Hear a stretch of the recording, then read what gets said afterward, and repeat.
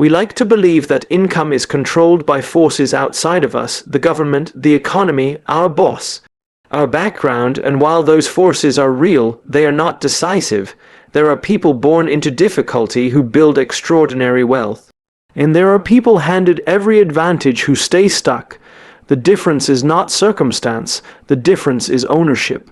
The first habit that decides your income level is simple, but not easy.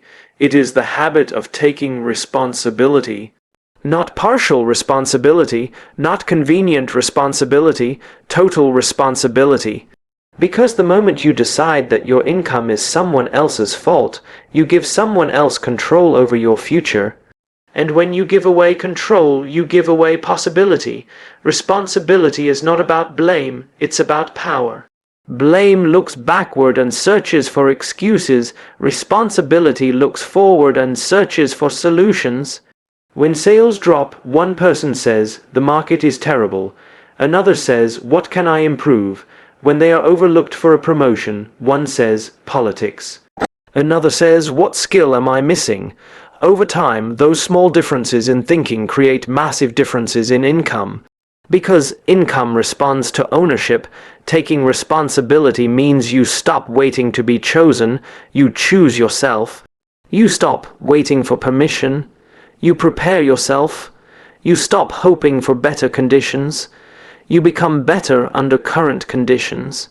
It's uncomfortable, that's why most people avoid it. It is far easier to say, "If only I had better opportunities."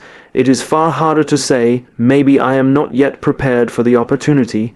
But growth only begins when excuses end, and here's the paradox: the more responsibility you take, the lighter you feel.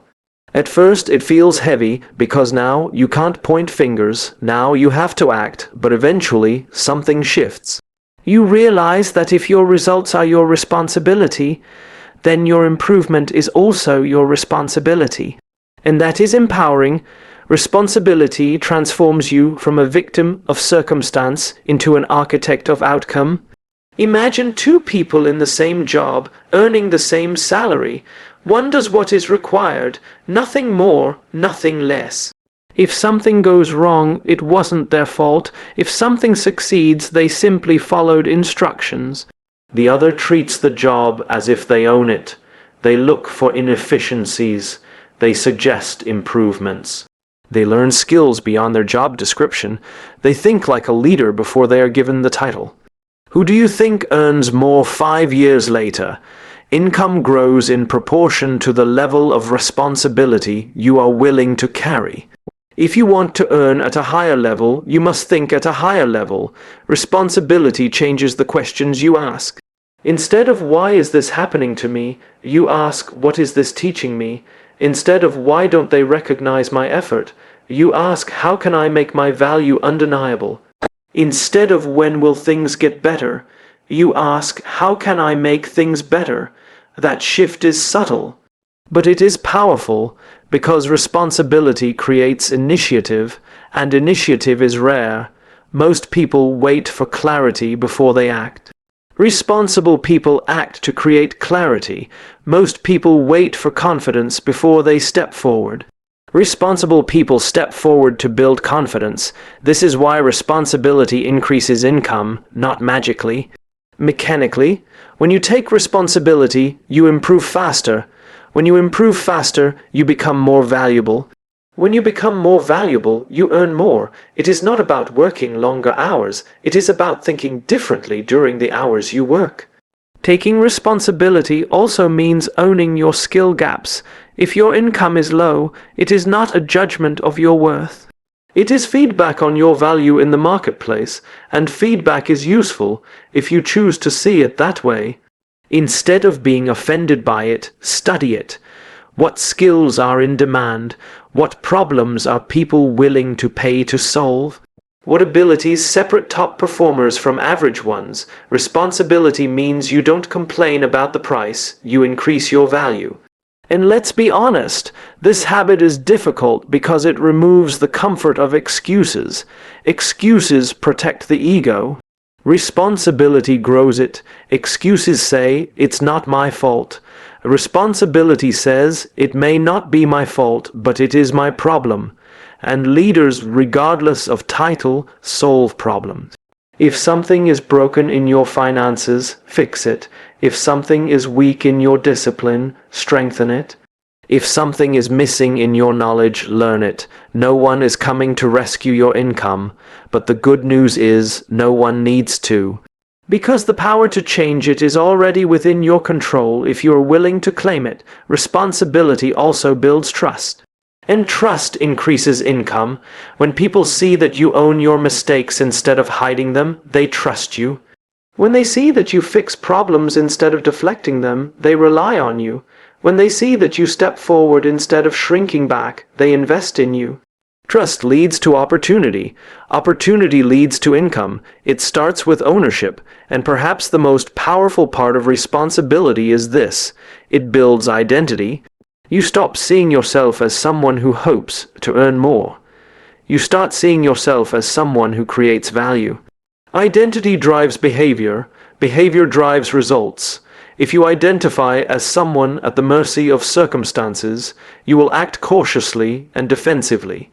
If you identify as someone responsible for outcomes, you will act proactively and strategically. One identity earns survival money. The other earns growth money. The habit of responsibility is not loud. It doesn't attract attention on social media. It doesn't promise overnight wealth. It quietly changes how you think every single day, and over years, those thoughts compound. Because income is rarely decided in one dramatic moment. It is decided in daily decisions. The decision to prepare instead of procrastinate. The decision to learn instead of blame. The decision to act instead of complain. Responsibility is the foundation. Without it, no other habit works. You can learn skills, you can build networks, you can set goals, but if you don't own your outcomes, you will abandon those habits when things get hard. Responsibility keeps you steady. It reminds you that while you cannot control everything, you can always control your response. And your response, repeated consistently, shapes your results. So if you want to raise your income, start here. Stop asking who is responsible for where you are. Decide that it's you, not because it's fair, not because it's easy, but because it gives you the power to change it. And once you claim that power, your income no longer becomes a matter of chance. It becomes a matter of choice. We live in a world that celebrates speed, fast results, fast money, fast growth. We scroll past anything that doesn't promise immediate return. We are conditioned to believe that if something takes time, it must not be working. But income doesn't reward speed, it rewards direction. The second habit that decides your income level is the habit of playing the long game. And the long game is uncomfortable in a short-term world. Most people make decisions based on what feels good now. High earners make decisions based on what will matter later. That difference seems small in a single day. But over years, it becomes enormous. The long game begins with perspective. When you think in weeks, you look for transactions. When you think in years, you look for transformation. If you think in weeks, you ask, how can I make money quickly? If you think in years, you ask, what can I build that will still matter 5 years from now? One question creates temporary income. The other creates lasting wealth. Playing the long game means you are willing to look foolish at the beginning. Because most long-term investments look small at first. Learning a new skill doesn't pay immediately. Building a reputation doesn't explode overnight. Starting something meaningful often grows quietly. And that quiet phase discourages people. They plant seeds and dig them up the next week to check if they are growing. But growth requires patience. When you play the long game, you understand compounding. Compounding is not dramatic. It is subtle. It is the daily improvement that seems insignificant until it isn't. Improve your skill by 1% every day. Strengthen one relationship at a time. Make one disciplined decision instead of one impulsive one. At first, nothing changes. Then one day, everything changes. The long game also changes how you handle setbacks. If you believe success must happen quickly, every obstacle feels like proof that you are failing. But if you believe you are building something over years, setbacks become part of the process. You don't panic when 1 month is slow. You don't quit when one idea doesn't work. You adjust, you refine, you continue, because you are not playing for applause today. You are playing for impact tomorrow. Think about trust. Trust cannot be rushed. It must be earned, and trust is one of the most valuable assets in the marketplace. When people trust you, they return. When they trust you, they refer others. When they trust you, they are willing to pay more. But trust is built in small moments, consistently delivered over time. If you chase short-term gains, you will sacrifice trust for speed. If you play the long game, you will sacrifice speed for trust, and in the end, trust pays more. The long game also requires clarity of purpose. If you don't know what you are building toward, you will be distracted by every opportunity that promises quick reward. You will jump from idea to idea, from job to job, from strategy to strategy. Movement feels like progress. But without direction, it is only motion. Playing the long game means choosing a direction and committing long enough to see results. It means saying no to good opportunities so you can say yes to the right ones. It means understanding that every yes to something short-term might be a no to something long-term. And that takes courage, because short-term rewards are visible, long-term rewards are invisible at first. When you invest in education, no one sees the hours you spend studying. When you build a business, no one sees the nights you work quietly. When you develop expertise, no one sees the repetition behind the mastery. They only see the outcome years later and call it overnight success. But there is no overnight success. There is only long-term consistency that people didn't notice. Playing the long game changes your relationship with money itself. Instead of asking, how much can I earn this month? You ask, what assets am I building? Assets are not only financial. They are skills, they are relationships, they are reputation, they are systems. Assets work for you long after you create them. A skill mastered today can generate income for decades. A relationship built with integrity can open doors years later. A reputation for excellence can attract opportunities without you chasing them. But none of those are built instantly. They are built deliberately. The long game also protects you from emotional decisions. When income fluctuates, and it will, short-term thinkers panic. They cut corners. They compromise standards. They make desperate moves. Long-term thinkers zoom out. They ask, does this decision align with the future I am building? If the answer is no, they wait. Patience is not passive. It is strategic restraint. It is the ability to delay immediate reward for greater reward later. And this is where most people struggle. We are wired for immediate gratification. It feels good. It gives us a quick sense of progress. But income at the highest levels requires delayed gratification. It requires reinvesting when you could spend, learning when you could relax, building when you could show off. The long game often looks boring from the outside. It is the repeated workout, the consistent savings, the daily practice, the ongoing refinement. There is nothing glamorous about it. But glamour does not build wealth. Discipline does. And here is the deeper truth. Playing the long game shapes your identity. You stop seeing yourself as someone trying to make money. You start seeing yourself as someone building something meaningful. That shift changes everything. Because when you are building something meaningful, you are willing to endure temporary discomfort. You are willing to start small. You are willing to be misunderstood.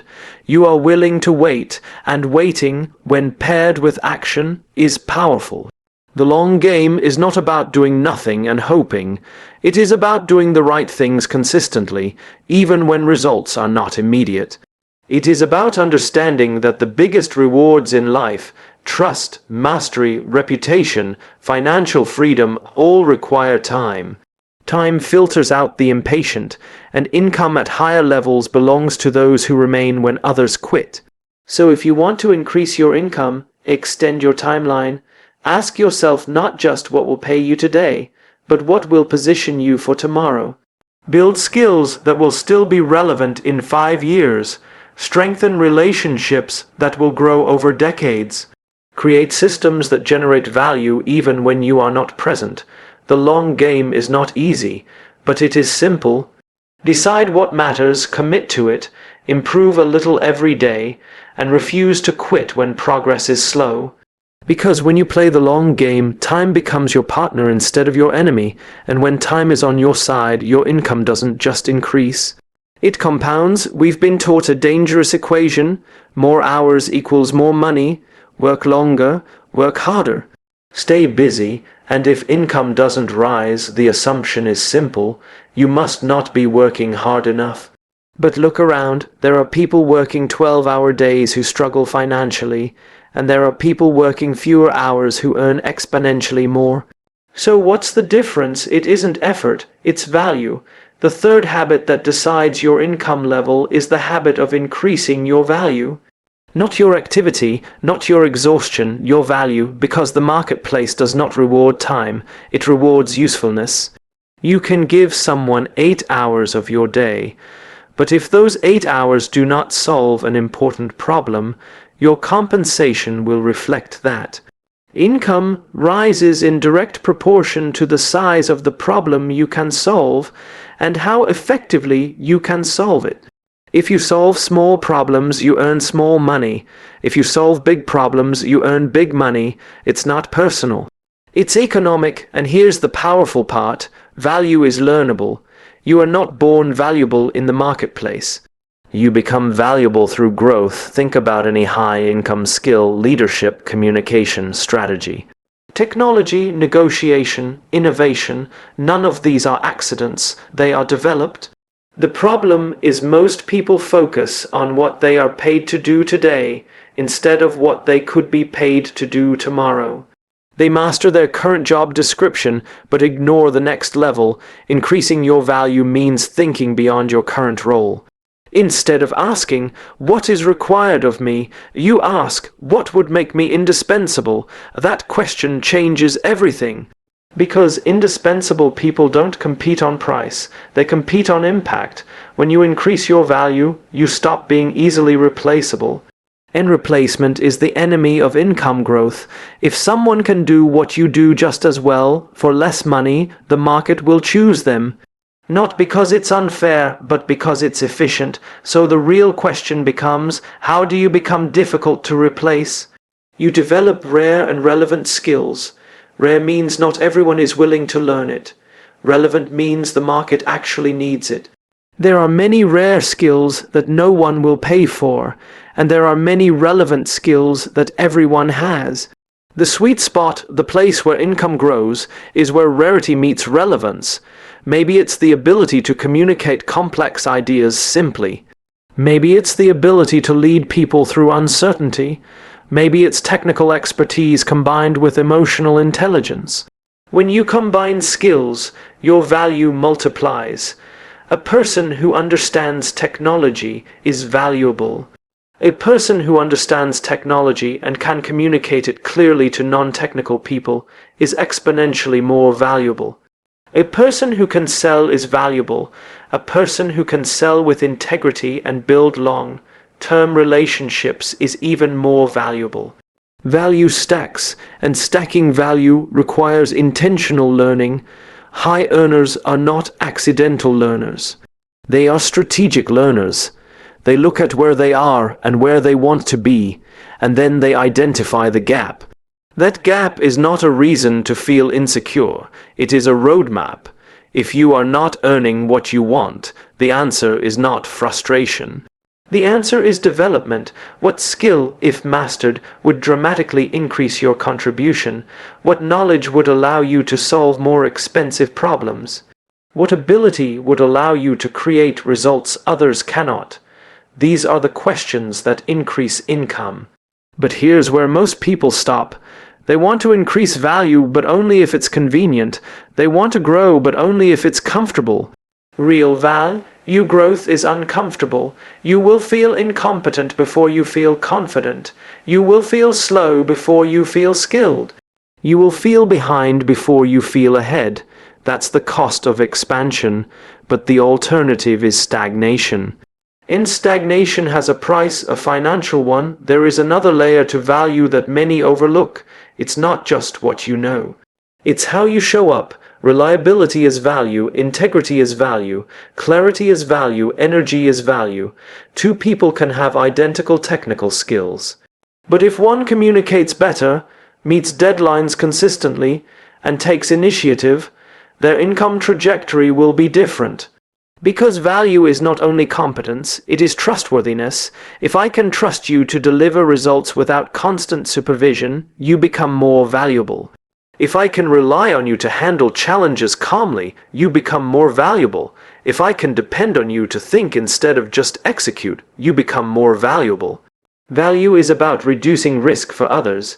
The more risk you remove, the more you are worth. And the most powerful shift happens when you stop asking, how can I get paid more? And start asking, how can I create more value?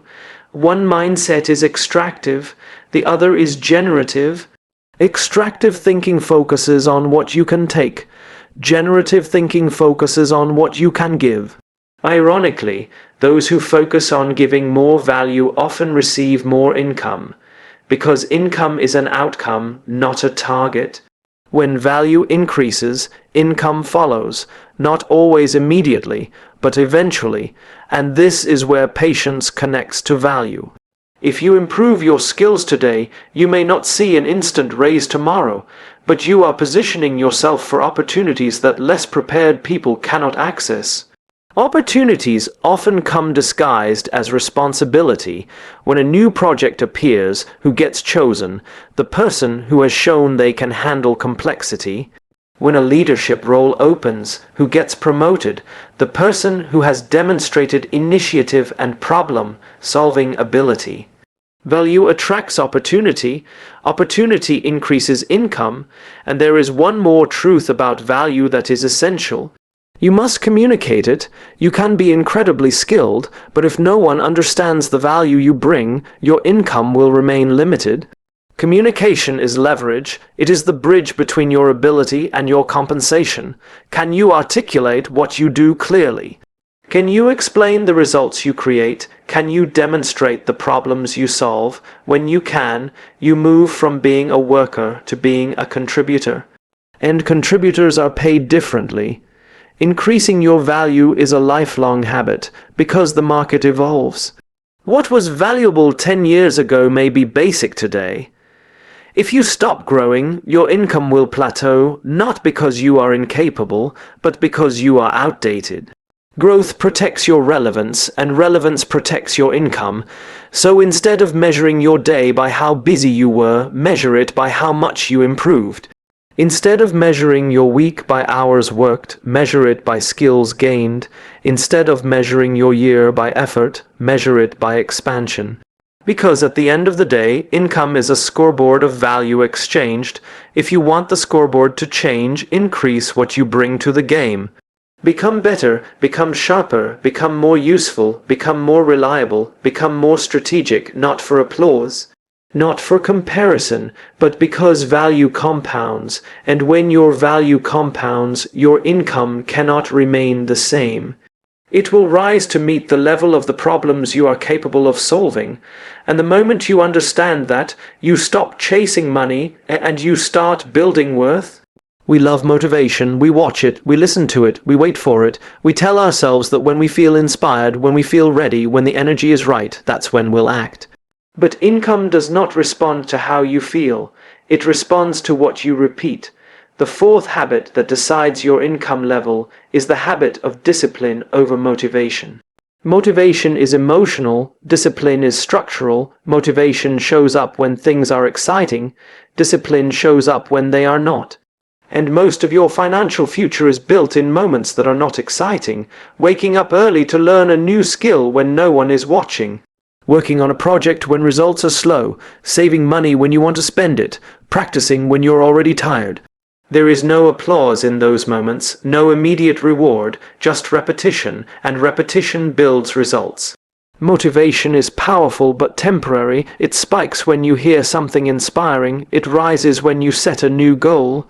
It surges when you imagine a better future, but then reality arrives. The work becomes routine. The progress slows down. The excitement fades. If you rely on motivation, you will stop right there. Discipline, however, does not depend on excitement. It depends on commitment. Commitment says, I will do this whether I feel like it or not. That sentence alone separates income levels. Low earners often operate emotionally. If they feel good, they perform well. If they feel discouraged, their performance drops. High earners build systems so their emotions don't control their output. They create routines. They set standards. They schedule priorities. They don't wake up and ask, do I feel productive today? They wake up and execute the plan they already decided on. Because they understand something simple. Feelings are unreliable, but systems are dependable, and income grows from dependable behavior. Think about skill development. You don't master communication, leadership, coding, investing, or sales because you felt motivated occasionally. You master them because you practiced consistently, even when it was boring, even when you were average. Even when improvement felt invisible, discipline is the bridge between intention and achievement. Many people intend to earn more. Few are disciplined enough to become more. Becoming more requires structure. Structure means you don't leave important actions to chance.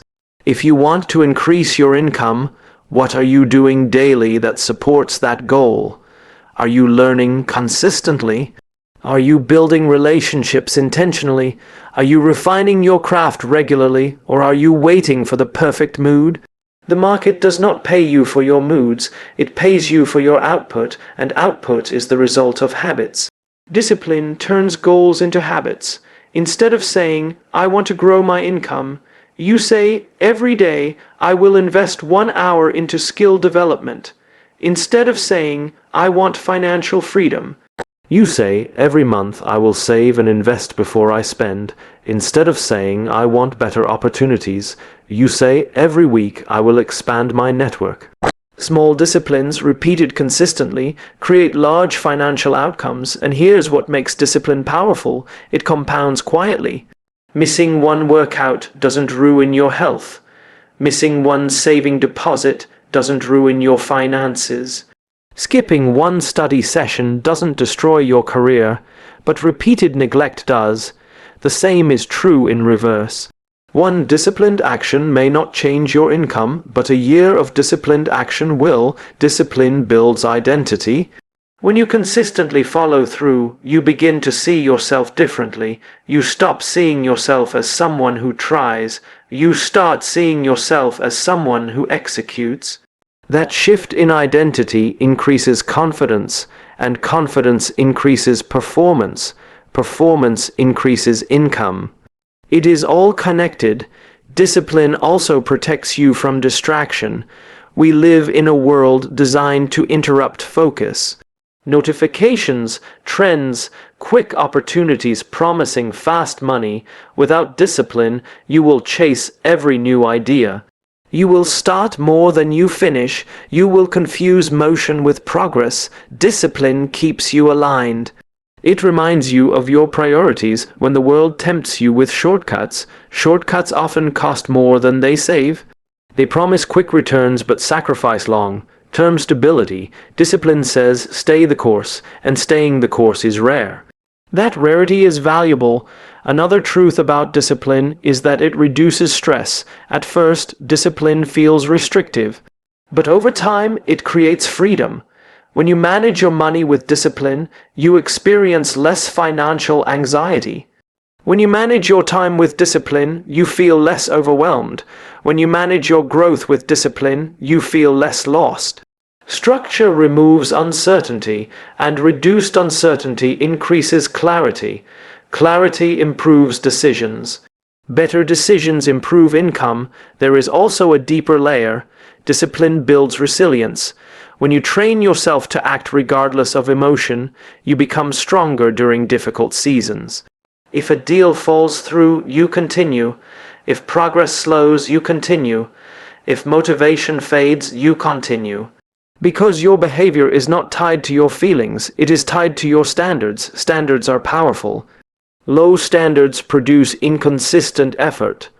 High standards produce consistent excellence, and excellence is rewarded.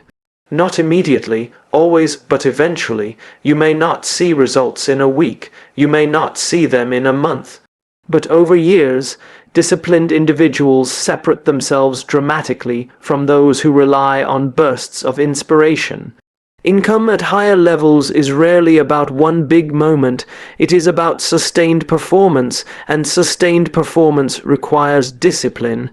So the real question becomes this: what are your non-negotiables? What do you do every day, no matter what? Do you protect time for growth? Do you review your goals regularly? Do you manage your finances intentionally? Do you show up prepared? If the answer depends on your mood, your income will too. But if the answer depends on your standards, your income will reflect stability. Discipline is not about being rigid. It is about being intentional. It is choosing long-term benefit over short-term comfort. It is choosing preparation over procrastination. It is choosing consistency over intensity. Intensity is impressive for a moment. Consistency is transformative over time. You don't need to be extreme. You need to be steady, steady learning, steady saving, steady improving, steady executing, because the person who improves slightly every day will outperform the person who waits for the perfect wave of motivation. And when you look back years from now, your income will not be a reflection of how inspired you felt. It will be a reflection of what you did repeatedly. So don't chase motivation, build discipline, create systems, set standards, follow through, even when it's boring, even when it's slow, even when no one notices. Because discipline doesn't shout. It whispers, and over time, that whisper becomes financial strength, stability, and growth. Not because you felt ready, but because you decided to act anyway. We are taught to focus on skills. Get better, work harder, improve yourself, and that matters, but there is something even more powerful than skill. It's trust. The fifth habit that decides your income level is the habit of building relationships, not collecting contacts. Not exchanging business cards, building real relationships, because income doesn't grow in isolation. It grows in connection. Opportunities rarely arrive through cold applications. They arrive through conversations, through recommendations, through someone saying, "I know the right person," and that sentence is worth more than most resumes. We like to believe that the most talented person wins, but in reality, the most trusted person is often chosen. Trust reduces risk. If I trust you, I don't have to second guess you. If I trust you, I don't have to monitor you. If I trust you, I feel safe investing in you, and when people feel safe, they collaborate, they promote, they refer, they pay. Relationships are not a strategy for manipulation. They are a commitment to mutual growth. The difference is intention. If you approach relationships asking, "What can I get?" people feel it. If you approach relationships asking, "How can I help?" people remember it. The highest earners understand something simple. Value flows through networks. You might be brilliant, but if no one knows you, your brilliance has limited reach. You might be skilled, but if no one trusts you, your skill has limited opportunity. Relationships amplify ability, and here's the truth most people miss: relationships take time. You cannot rush trust. You build it by showing up consistently, by keeping your word, by listening more than you speak, by caring beyond transactions. Trust is built in small moments: returning a call when you said you would, delivering work on time, admitting mistakes instead of hiding them, supporting someone when there is nothing to gain. These moments seem small, but they accumulate, and accumulated trust becomes influence. Influence increases income. Because when people trust you, they bring you into rooms you could never enter alone. They recommend you for projects. They think of you when opportunities arise. They defend your reputation when you're not present. That's the power of relationships. And yet, many people treat networking as a short-term tactic. They show up when they need something. They disappear when they don't, but relationships are not light switches. You cannot turn them on only when convenient. You build them before you need them. You invest in people without immediate return. You celebrate their wins. You support their growth. You stay connected even when there is no transaction involved, because the strongest networks are built on genuine respect. There's another layer to this. Your income is often limited not by your ability, but by your exposure. If the only people you interact with think small, you will likely think small. If the only conversations you have are about limitations, you will adopt those limitations. But when you build relationships with people who think bigger, who challenge you, who stretch your perspective, your vision expands. And expanded vision leads to expanded opportunity. Relationships shape identity. When you surround yourself with disciplined people, you become more disciplined. When you surround yourself with ambitious people, you raise your standards. When you surround yourself with generous people, you think beyond yourself. Your environment influences your decisions influence your income, and relationships are the architecture of your environment. Another truth about relationships is this: they are long-term assets. Money can be lost, markets can shift, skills can become outdated, but strong relationships endure. In difficult seasons, relationships sustain you. When a job ends, a connection opens a door. When a business struggles, a partner offers support. When uncertainty rises, a trusted mentor provides clarity. Isolation makes income fragile, connection makes it resilient, and building relationships requires vulnerability. It requires asking questions instead of pretending to know everything. It requires listening deeply instead of waiting to speak. It requires empathy. People don't connect to perfection, they connect to authenticity. If you are always trying to impress, you create distance. If you are willing to be real, you create connection. Connection builds loyalty, and loyalty is powerful. Clients who trust you stay longer. Employees who trust you perform better. Partners who trust you collaborate deeper. All of that translates into financial stability and growth. But let's be honest, building real relationships takes effort. It takes time to understand someone's goals, fears, and values. It takes patience to nurture a connection over years. It takes maturity to resolve conflict instead of avoiding it. Most people avoid this effort. They focus only on tasks, only on results, but results are often the byproduct of relationships. Think about leadership. The best leaders are not followed because of authority alone. They are followed because of trust. When people trust you, they give you discretionary effort. They go beyond the minimum. And when teams perform beyond the minimum, income grows. Even if you are not leading a company, you are leading your reputation. Every interaction either strengthens or weakens it. Do you show respect? Do you follow through? Do you add value to conversations? Do you express gratitude? These behaviors seem simple, but they differentiate you.